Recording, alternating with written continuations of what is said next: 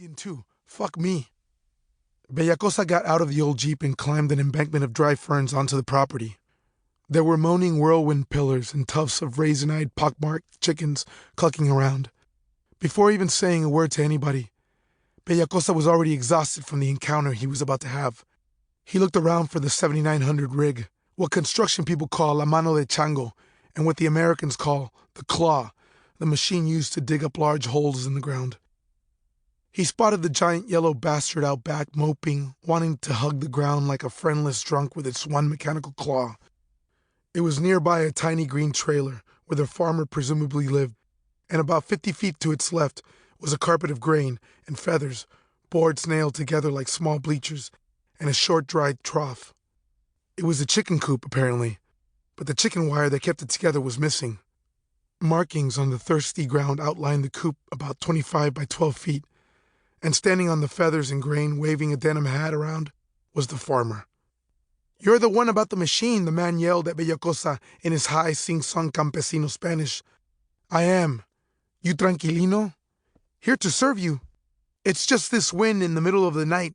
It took away the roof and the fences of my chickens. Mire nomás," Tranquilino sighed. "The ground here is so dry the posts in every corner came off like toothpicks. My wife woke me. She thought the wind would take our little trailer too. I'm a heavy sleeper since I don't get much sleep, and when I woke, everything was shaking, and the chickens were making a racket like they're being attacked by coyotes, like when I was a boy. Y ay, ay, ay." Tranquilino pointed with his hat to an old black van propped on cinder blocks at the other side of the property, with chicken wire mounted where the doors ought to be, under a mesquite tree hunched like the hermit in the tarot. Installing the chicken wire was a boy no older than 7, dressed like a barefoot basketball player, with taut and rugged features brown like the sun, his small hands pinching and twisting the wire using needle-nose pliers. "I have my son Matador making a temporary coop out of my old man, where I lived as a bachelor. That pinche van gave me nothing but trouble. Maybe the chickens will have something else to say about it. We are giving it a chance with them." Tranquilino squinted his eyes as if Bellacosa refracted light, then put his denim hat back on his balding head. "So you just here for la mano de chango? Still runs well. I turn it on once a week and move it so it won't expire, just like everything else here expired. After the land expired first. You know, right before you got here, I was standing there thinking the chicken coop flying away served me right. It reminded me that it was me who let this land expire. Doesn't look like much now, but that is my fault. I let it get this way." Bellacosa looked around at the bones of the land as he listened to the farmer, and for a moment wondered if it still had running water underground. "The Jefe McMasters instructed me to let the crop die some time back. It was fine by me. To this day, he still pays me to look after his land. Mr. McMasters no longer wanted to farm and distribute naturally grown onions since his company makes them now filtering way much faster. But I could have continued maintaining the land myself without a problem. After all, I'm still living here.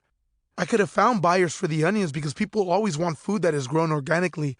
But I didn't bother in those days, and everything died. Now the land has gone bad and nothing will grow. So after my son finishes and all these chickens are put away and you get what you came for, I'm gassing the tractor. My family and me will bring this land back to life. It's what needs to happen." Tranquilino motioned Bellacosa to follow him. Bellacosa checked the time. It hadn't been 2 hours since his last smoke, but he was on an empty stomach. He plucked out a Herzegovina flor, offered one to Tranquilino. "No gracias," Tranquilino said, pointing at a pile of bloody, pale leaves on the ground. Thick blood appeared to be slowly trickling away from its center, like organized army ants leaving their nest. Pinching the cigarette with his lips, Bellacosa took a good look. They were bright red ants, yes, the size of sunflower seeds, crawling all over a dead, twisted chicken. The ants were slowly carrying the chicken away. They are dragging the dead away like the calavares del diablo. It is because of these ants my coop flew away, you see? Listen, Tranquilino said, looking around. Can you hear all that racket? That's the company working for McMasters now, drilling for something way over beyond that field of mesquite. They are in business with the government, I think. They must be drilling for gas or petroleum for the economy. We have been getting a lot of big ants here because with the drilling, they are driving them away. Now here they are all over this property. You think there's nothing under us but a world of ants now with all the drilling. Bellacosa held the cigarette between two fingers like a pen and carefully surveyed the property.